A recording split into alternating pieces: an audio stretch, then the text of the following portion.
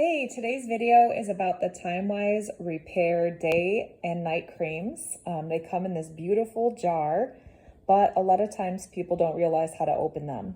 So I wanted to do a quick video to show you that when you get it, you're just gonna take off the very top here. This purple piece comes off. And then that leaves you with this beautiful top, which is created to get the product out of the jar without compromising the quality of the product inside. Because when air gets into a product, then there's bacteria buildup. So this is the beautiful top. All you have to do is take off this purple thing, and then you would take your two thumbs, which is going to be hard to do holding a camera, but you put your thumbs on both sides here, so I can't really do it. And you press down so that the product comes out of this hole, and then you just scoop it up to apply it to your face.